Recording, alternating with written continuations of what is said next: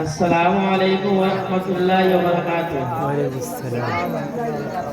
ماشاء اللہ، کچھ دیر سنایا جائے، ہے نا؟ سننے کے لیے تیار؟ چلیے ماشاء اللہ۔ الحمدللہ الحمدللہ رب العالمین، والصلاة والسلام علی سید المرسلین وعلى آلہ وأصحابہ الکاملین، اما بعد، فاعوذ باللہ من الشیطان الرجیم، بسم اللہ الرحمن الرحیم، والعصر ان الانسان لفی خسر الا الذین آمنوا وعملوا الصالحات وتواصوا بالحق وتواصوا بالصبر۔ وقال اللہ تعالی فی موضع آخر، وَإِنَّ عَلَيْكُمْ لَحَافِظِينَ كِرَامًا كَاتِبِينَ يَعْلَمُونَ مَا تَفْعَلُونَ۔ صدق اللہ العظیم وصدق رسولہ النبی الکریم، ونحن على ذلك من الشاهدين والشاكرين، والحمد لله رب العالمين۔ ویرانی بھی دیکھی ہے، آبادی بھی دیکھی ہے۔ ویرانی بھی دیکھی ہے، آبادی بھی دیکھی ہے، اجڑے تو پھر نہ بسے، دل وہ نرالی بستی ہے۔ ویرانی بھی دیکھی ہے، آبادی بھی دیکھی ہے، اجڑے تو پھر نہ بسے، دل وہ نرالی بستی ہے۔ دل کا اجڑنا سہل سہی ہے، کھیل نہیں ہے میرے بھائی۔ دل کا اجڑنا سہل سہی ہے، کھیل نہیں ہے میرے بھائی۔ بستی بسانا کھیل نہیں ہے، بستے بستے بستی ہے۔ اور یہ چمن یوں ہی رہے گا، اور ہزاروں بلبلیں، یہ چمن یوں ہی رہے گا، اور ہزاروں بلبلیں اپنی اپنی بولیاں سب بول کر اڑ جائیں گے۔ معزز سامعین اکرام، بزرگان دین، نوجوان دوستوں، عزیز ساتھیوں اور پردہ نشین میری ماں اور بہنوں، واقعی تمام حضرات لائق ستائش ہیں، مبارکبادی کے مستحق ہیں کہ اس مبارک محفل میں اللہ تبارک و تعالی نے ہم لوگوں کے دل میں یہ بات ڈالی کہ اس مبارک محفل میں شرکت کریں، وہاں قرآن و حدیث کی بات ہوگی۔ لہٰذا اللہ تبارک و تعالی نے ہمارے دل میں یہ بات ڈالی، اور ہم اپنی دل کی اس آواز کو عمل میں بدلتے ہوئے اپنے قدموں کو حرکت دیتے ہوئے دور دراز سے سفر کر کے اس مبارک محفل میں حاضر ہوئے۔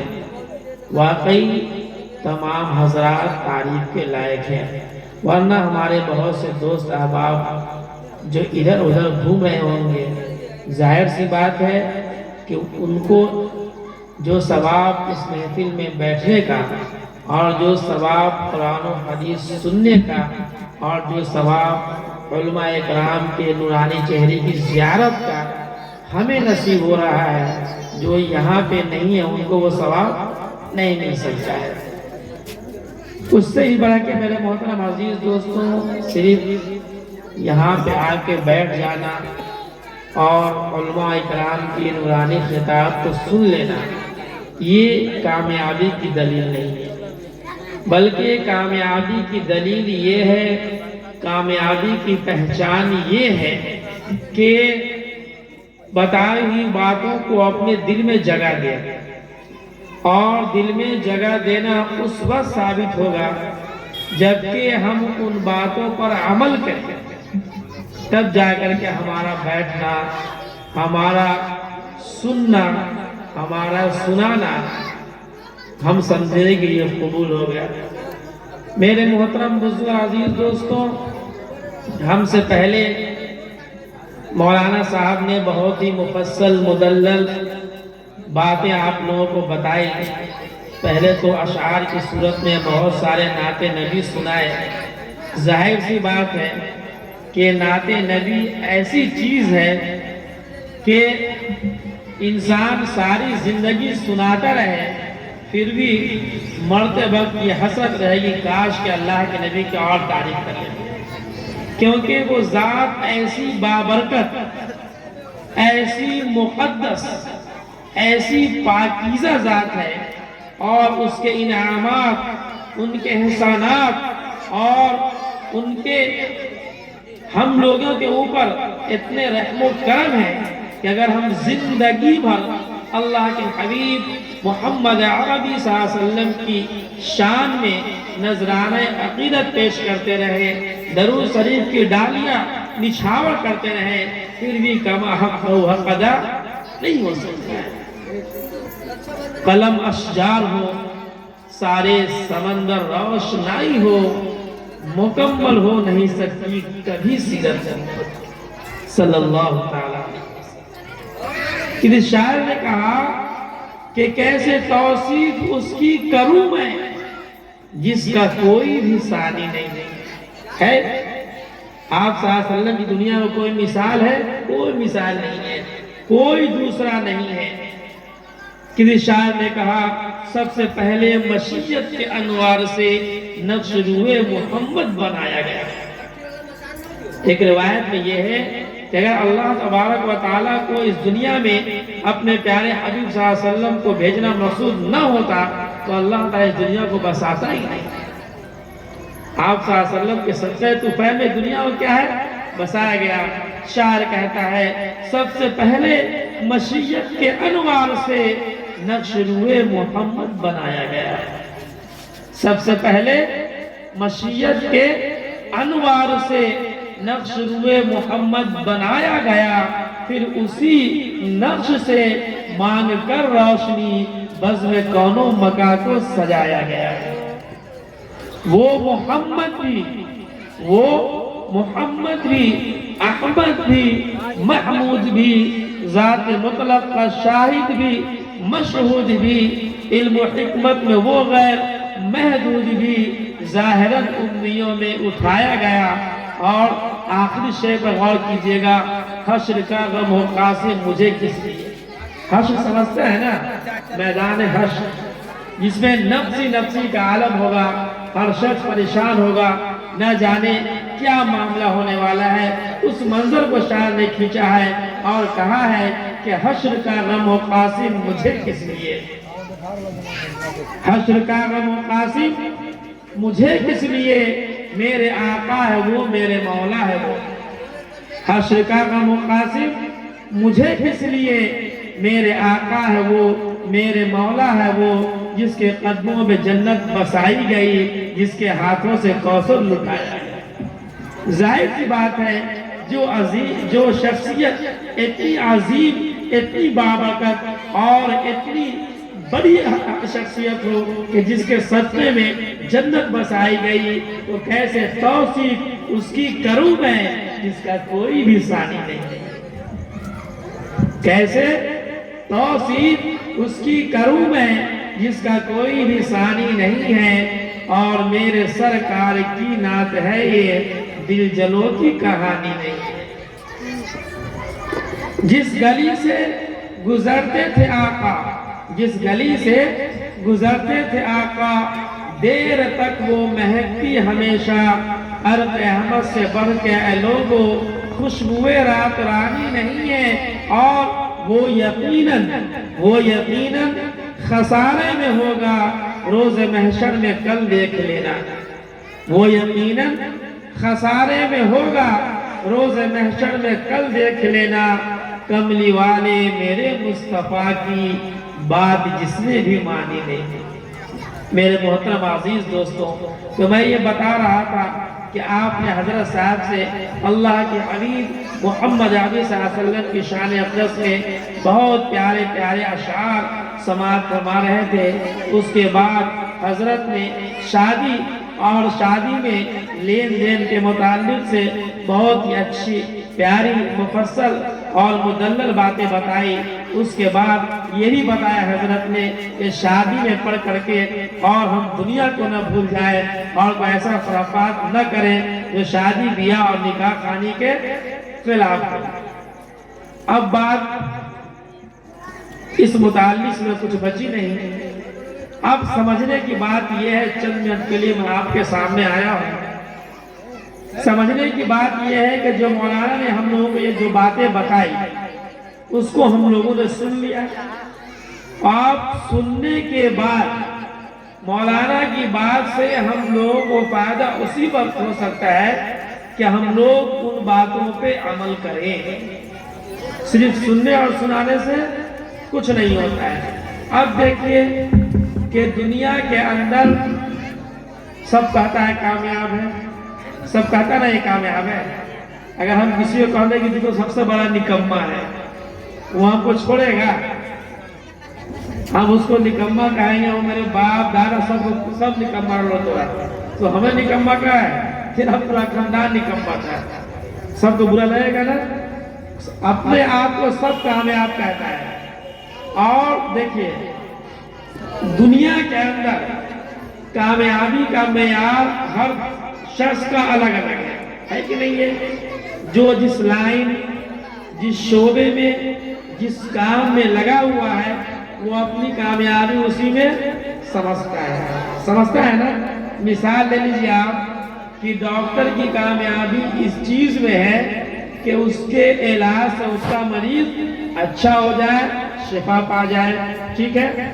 اسی طریقے سے ایک راج مستری کی کامیابی اس میں ہے کہ اس کی جو کاریگری ہے، اس کا جو گھر بنانے کی کاریگری ہے، اس سے لوگ مطمئن ہو جائیں، خوش ہو جائیں۔ اسی طریقے سے ایک وکیل کی کامیابی اس میں ہے کہ اس کی وکالت سے اس کا موکل کیس جیت جائے، ہے نا؟ اسی طریقے سے ایک استاذ کی کامیابی یہ ہے کہ اس کے پڑھائی سے اس کا اسٹوڈنٹ، اس کا طالب علم مطمئن اور وہ امتحان میں کامیاب ہو جائے۔ تو خلاصہ کلام یہ کہ ہر ایک کی کامیابی اس کے اختیار کردہ طریقہ کے اعتبار سے ہے۔ جس نے جس لائن کو اختیار کیا، جس نے جس لائن کو اختیار کیا، اگر اس لائن میں وہ کامیاب ہے تو اپنے آپ کو وہ کامیاب سمجھتا ہے، اور اگر وہ اس چیز میں ترقی نہیں کر رہا ہے، اب وہ پیچھے کو آ رہا ہے تو اپنے آپ کو ناکام سمجھتا ہے۔ لیکن میرے محترم عزیز دوستوں، یہ کامیابی اور ناکامی ہی صرف کامیابی اور ناکامی نہیں ہے، بلکہ اللہ تبارک و تعالیٰ کے نزدیک کامیابی اور ناکامی کا معیار کچھ عالی ہے۔ وہ کیا ہے؟ اللہ تعالیٰ کا فرمان ہے وَإِنَّمَا تُوَفَّوْنَ أُجُورَكُمْ يَوْمَ الْقِيَامَةِ وَمَنْ زُحْزِحَ عَنِ النَّارِ وَأُدْخِلَ الْجَنَّةَ فَقَدْ فَازَ وَمَا الْحَيَاةُ الدُّنْيَا إِلَّا مَتَاعُ الْغُرُورِ، کہ تمہیں پورا کا پورا بدلہ، تمہیں پوری کی پوری اجرت قیامت کے دن ہی ملے گا۔ پر جو شخص جہنم سے بچا لیا گیا اور جنت میں داخل کیا گیا وہی کامیاب ہے۔ اب یہ بتائیے کہ ہم دنیا کے اندر جس چیز کو کامیابی سمجھتے ہیں اور ہم اس چیز میں لگے ہوئے ہیں اور آخرت کو بھول گئے تو کیا ہم کامیاب ہیں؟ کامیاب نہیں ہے۔ اگر ہم دنیا کے اندر دنیاوی اعتبار سے کچھ ناکام ہیں اور اخروی اعتبار سے کامیاب ہیں تو پھر یہ ناکامی کوئی معنی نہیں ہے۔ ہم وہاں کے حساب سے کامیاب ہے تو کامیاب ہے، کیوں؟ کیونکہ سونے اور چاندی کی چمک بس دیکھنے کی بات ہے، 4 دن کی چاندنی ہے پھر اندھیری رات ہے۔ یہ دنیا ختم ہو جانے والی ہے۔ ابھی ہم لوگ ہیں آئندہ کبھی محفل ہو 6 مہینہ میں سال 2 سال میں کون رہے گا کون نہیں رہے گا کوئی نہیں جانتے ہیں۔ قاری صاحب ایک بات بہت بولتے ہیں اور ان کا یہ اشعار ہم کو بہت پسند ہے، کیا ٹھکانہ ہے زندگانی کا، کیا ٹھکانہ ہے زندگانی کا، آدمی بلبلا ہے پانی کا۔ پانی پہ بلبلا ہوتا ہے، کب ختم ہو جائے کوئی اس نہیں۔ اچھا یہ بتائیے، تھوڑا 2 منٹ زبان کو حرکت دیجئے، میں تقریر کرنے نہیں آیا ہوں، بس مشورہ کرنے گفتگو کرنے کے لیے آیا ہوں۔ یہ بتائیے کیا بات ہے کہ ہم لوگ سب تو اپنے آپ کو کامیاب کہتے ہیں، کہتے ہیں کہ نہیں کامیاب کہتے ہیں، لیکن کیا ہم لوگ 100% آخرت کے اعتبار سے تیاری کر رہے ہیں؟ نہیں کر رہے ہیں نا؟ تو یہ دعویٰ ہمارا سچ ہے کہ جھوٹ ہے؟ جھوٹا ہے۔ یاد رکھیے، دنیا کے اندر ہم کو کتنی مہارت حاصل ہو جائے، ہم ڈاکٹر بن جائیں، انجینئر بن جائیں، کچھ بھی بن جائیں، کروڑ روپیہ کمانے لگے، لیکن جو دنیا کے اندر ہم اللہ تبارک و تعالیٰ کی قدرت کو دیکھ رہے ہیں کہ اللہ تبارک و تعالیٰ نے دنیا کے اندر کوئی بھی چیز ناکام نہیں بنائی ہے یا بیکار نہیں بنائی ہے، ہر چیز کا کوئی نہ کوئی مقصد ہے۔ جب اللہ کی قدرت کو دیکھتے ہیں کہ اللہ نے 7 آسمان بنایا، زمین بنایا اور اتنی کروڑوں کروڑ مخلوقات بنائی، اللہ سب کو چلا رہا ہے، کھلا رہا ہے، پلا رہا ہے۔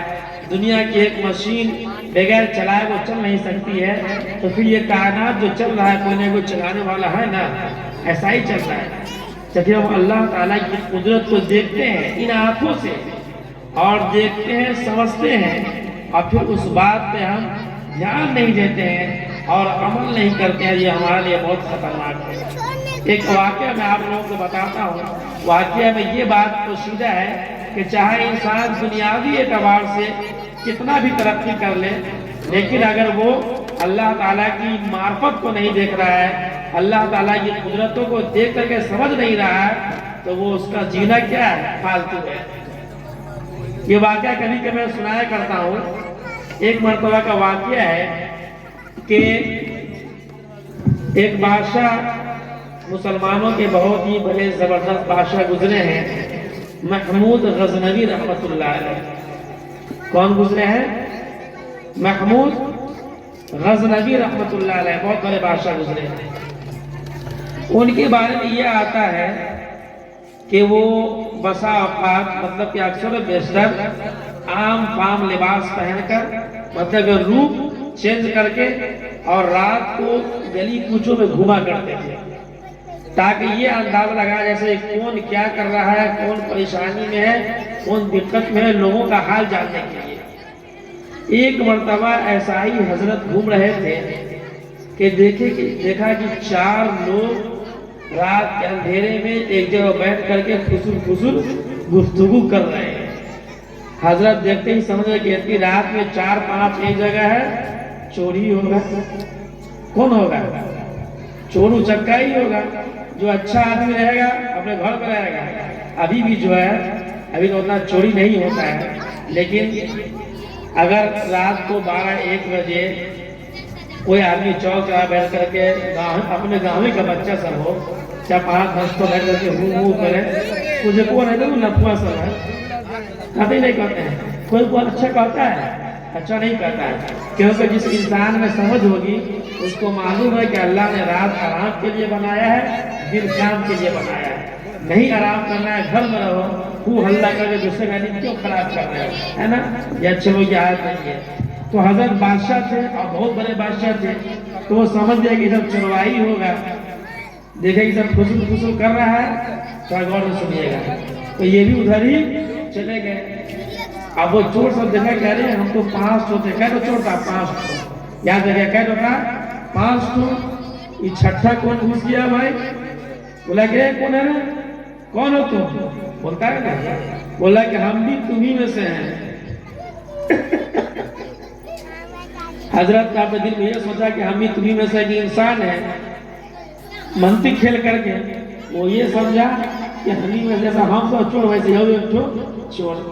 ان لوگوں نے کہا کہ چلو 5 سے 6 بھلے، کہیں مشکل پڑے گی تو تھوڑا لڑنے اڑنے میں کیا ہے آسانی ہوگی. خیر میٹنگ میں بادشاہ سلامت بھی شریک ہو گئے.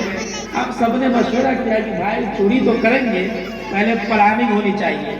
ایسا نہ ہو کہ چوری کرے دھرے جائے تو معلوم ہوا کہ کہتے ہیں نا بوڑھے لوگ کے منہ جل گیا اور سواد بھی نہ پائے، وہی حال ہو جائے گا. تو بولا کہ جس کے اندر جو طاقت ہے، قابلیت ہے، میں یہ بتا رہا ہوں کہ اگر دنیا کے اندر کتنوں قابل ہو جائیں گے کوئی فائدہ نہیں ہے، وہی بتا رہا ہوں. تو پانچوں نے یہ کہا کہ جس کے اندر جو قابلیت ہے وہ اپنی اپنی بات بتائے، وہ کون کے اندر کیا طاقت ہے، کون کیا کر سکتا ہے، وہ حساب سے ذمہ داری بات لیں گے. تو ایک نے کہا کہ میرے کان میں یہ خاصیت ہے کہ میں کتا کی آواز سن کر کے پہچان جاتا ہوں کہ کتا کیا بول رہا ہے. یہ کم بڑی بات ہے نا، بہت بڑا علم. کتا کیا بول رہا ہے وہ سمجھ جانا یہ واقعی بہت بڑی کمال کی بات ہے. سب نے کہا کہ چلو یہ بات تو ٹھیک ہے. پہلے زمانے میں سننے میں آتا ایک کتا لگتا تھا نا، گاؤں کو سوچتے تھے کوئی نہ کوئی چوروا گھوم رہا ہے، یہ اندازہ ہوتا تھا. خیر دوسرا سے کہا کہ بھائی تم بتاؤ. دوسرے نے کہا کہ ہم سن کے بتا دیں گے کہ خزانہ کہاں پہ رکھا ہوا ہے. کتنا پاورفل چور تھا بتائیے. باقی دھیان دینا پڑے گا نا. سن کے یہ بتا دیں گے کہ خزانہ کس گھر میں رکھا ہوا ہے. 2 ہو گیا. تیسرے نے کہا کہ کتنی بھی اونچی دیوار ہو، جتنی بھی اونچی دیوار ہو ہم اس پر رسا پھینک کر اس پر چڑھ جائیں گے. چوتھے نے کہا کہ کتنی بھی مضبوط دیوار ہو ہم اس میں نقب لگا دیں، مطلب کہ سین کھن دیں گے. ہم نے تو کبھی نہیں دیکھا ہے لیکن اپنے بزرگوں نے سنا ہے کہ پہلے زمانے میں مٹی کی دیوار تھی، اب گھر کے باہر سے کھننا شروع کیا، کھنتے کھنتے کھنتے سرنگ کھنے گھر کے اندر نکل گیا. اسی کو سین کہا جاتا تھا، اسی کو کہتے ہیں نقب زمین. کیا ہو گیا؟ 4 ہو گیا. پانچویں نے یہ کہا کہ میرے آنکھ میں یہ طاقت ہے کہ میں جس کو اندھیرے میں دیکھ لوں گا اس کو اجالے پہچان لوں گا کہ اندھیرے میں جو بھاگا ہے یہی چاہیے. گرچہ اندھیرے اس کو پہچانوں گا نہیں لیکن دن میں بتا دوں گا. دیکھیے پانچوں پاورفل ہے کہ نہیں ہے. اتنا پلانے گا، اتنا مہارت والا آدمی ہو کبھی پکڑائے گا نہیں پکڑائے گا. پانچوں چور نے اپنی اپنی بات بتا دیا. اس کے بعد بولا کہ اے اجنبی شخص تم بھی بتاؤ، جب شامل ہو گئے تم بھی کوئی کام کرو گے نا. تو اس نے کہا اب وہ تو چور تھے نہیں، وہ تو بہت بڑے بادشاہ تھے اور ایک دم شریعت کے پابند تھے، لمبی لمبی داڑھی تھی.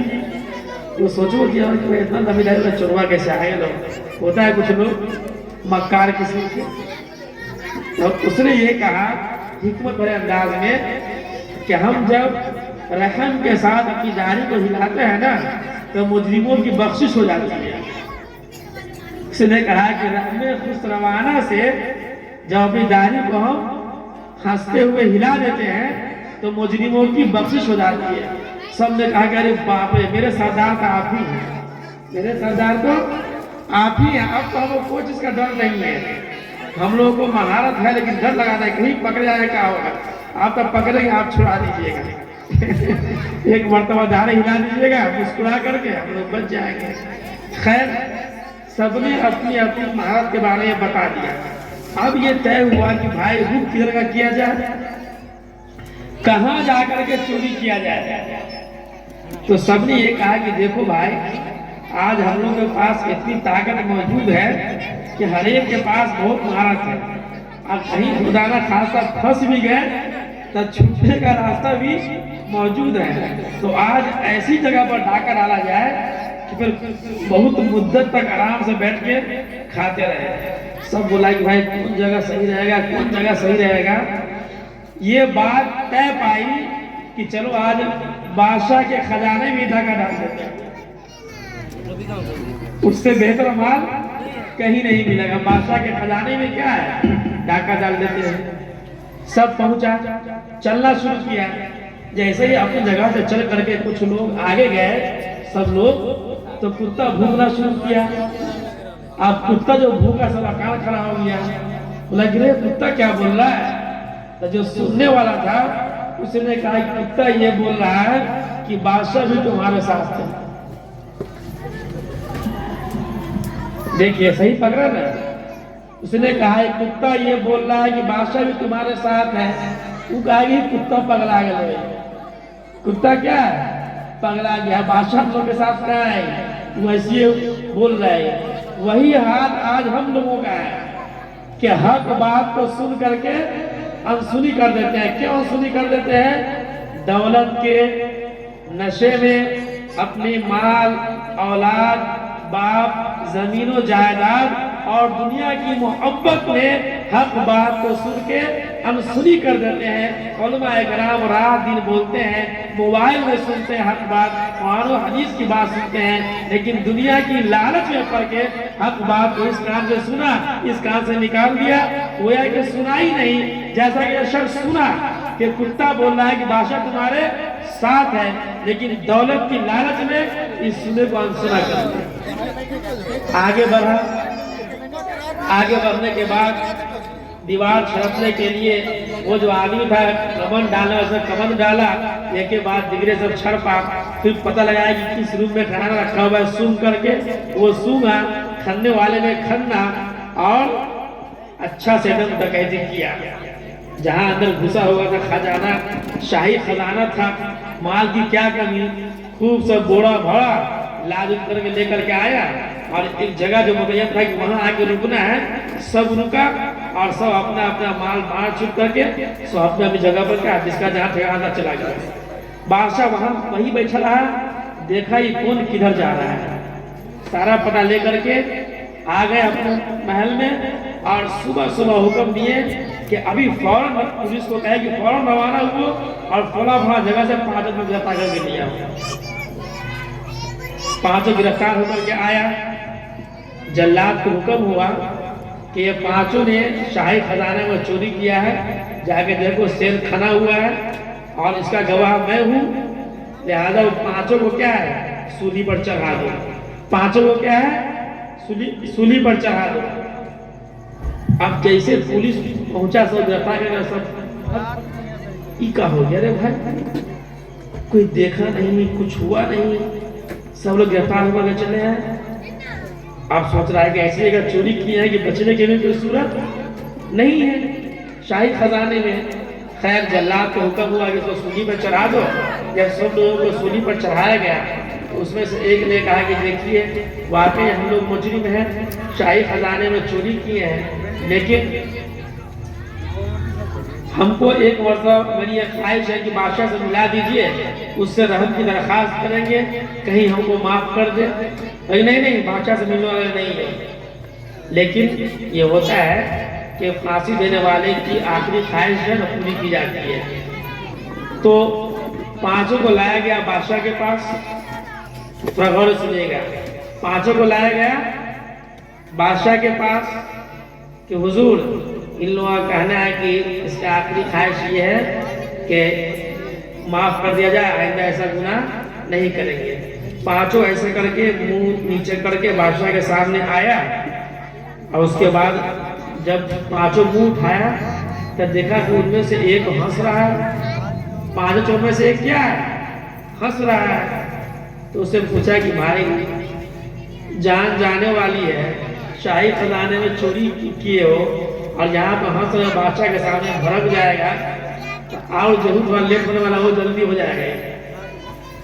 بادشاہ نے پوچھا کہ تم کیا ہنس رہا ہے، تم کیوں ہنس رہے ہو، تم کو پھانسی والے کو سمجھتے بھی ہو. بولے کہ حضور بات یہ ہے کہ جس وقت سب لوگوں نے جو اپنی اپنی مہارت کے بارے میں بتایا تھا تو میں نے یہ کہا تھا کہ میری آنکھ میں وہ طاقت ہے کہ میں جس کو رات کے اندھیرے میں دیکھتا ہوں دن میں اس کو پہچان جاتا ہوں. حضور چوری میں ہم 6 لوگ شریک تھے، 5 تو ہم لوگ ہیں، 6 پہ آپ ہیں.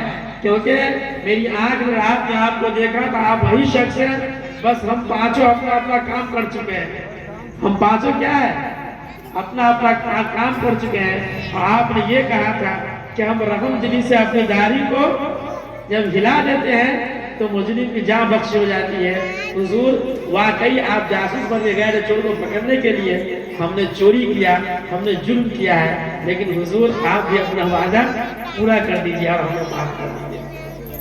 اس وقت محمود غزنوی رحمۃ اللہ نے فرمایا کہ لوگوں غور کرو، چور کو کہا کہ لوگوں غور کرو، جس چیز کو تم مہارت سمجھ رہے تھے، جس چیز کو تم قابلیت سمجھ رہے تھے، جس چیز کو تم کمال سمجھ رہے تھے، اور جس چیز کو تم دنیا کی طاقت و قوت سمجھ رہے تھے، اسی کی وجہ سے تم دھوکے میں پکڑ کر آج موت کے منہ میں آ گئے ہو۔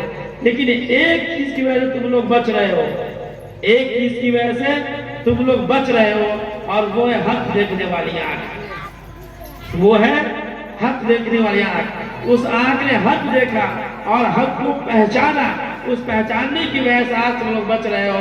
لہذا اگر تم دنیا کی چیزوں کو دیکھتے ہو اور یہ جانتے ہو کہ تمام چیزیں اللہ نے بنائی ہے، اللہ سب کو کھلاتا ہے، اللہ سب کو پلاتا ہے، اللہ روزی دیتا ہے، تو پھر تم دیکھنے کے باوجود اندیکھا کام کیوں کر رہے ہو؟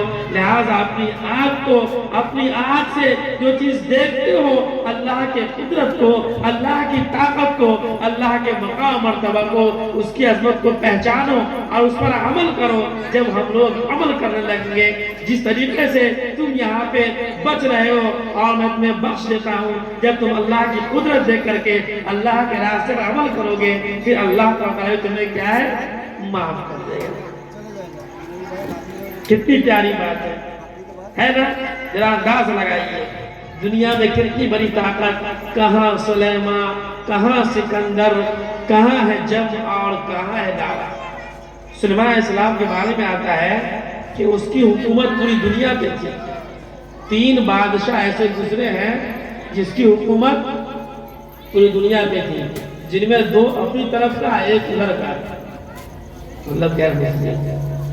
سکندر، ذوالقرنین اور نمرود بڑا گرو گھنٹا ہوتا ہے۔ ابراہیم علیہ السلام کے زمانے میں نمرود، یہ تینوں بادشاہ کی حکومت کیا تھی؟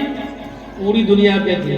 یاد رکھیے، نمرود، ذوالقرنین اور حضرت سلیمان علیہ السلام، اور ان تینوں میں سب سے بڑی حکومت سلیمان علیہ السلام کی، کیونکہ اس کی حکومت چرند پرند، ہوا، پانی، بادل، سب کچھ پہ اس کی حکومت تھی، سب کچھ کی بولی سمجھتے تھے، لیکن وہ بھی دنیا سے چلے گئے۔ کہاں سلیمان، کہاں سکندر، کہاں ہے جم اور کہاں ہے دارا، یہ سب کے سب تھے خاک کے پتلے، بگاڑ ڈالا بنا بنا کر مسافرانے راہ عدم کو، یہ کیسی نیند آ گئی الہی کہ جب کے سوئے نہ پھر سے چونکے، تھکے ہم ان کو جگہ جگہ۔ میرے محترم عزیز دوستوں، شادی بیاہ ہر گھر میں ہوتی ہے، دنیا میں انسان پیدا ہوتا ہے، ماں باپ پوستے پالتے ہیں، راتوں میں جاگ کر، دنوں میں تھک ہار کر، خون پسینہ ایک کر کے، روپیہ پیسہ جمع کر کے اولاد کو پڑھاتے ہیں، اولاد بڑی ہوتی ہے، شادی بیاہ کر دیتے ہیں، پھر اس کے بال بچے ہوتے ہیں، پھر اس کی شادی بیاہ ہوتی ہے، پھر وہ جاتے ہیں دنیا سے۔ یہ سلسلہ کیا ہے؟ چلتا رہے گا۔ یہ دنیا جو ہے باغ کی طرح ہے، باغیچے کی طرح ہے، ہریالی کی طرح ہے، جہاں پرندے آتے رہتے ہیں اور جاتے رہتے ہیں۔ کسی شاعر نے کیا کہا؟ یہ چمن یوں ہی رہے گا اور ہزاروں بلبلیں۔ دنیا میں کیا کہا؟ چمن، یہ چمن یوں ہی رہے گا اور ہزاروں بلبلیں، لیکن اپنی اپنی بولیاں سے بول کر اڑ جائیں گے۔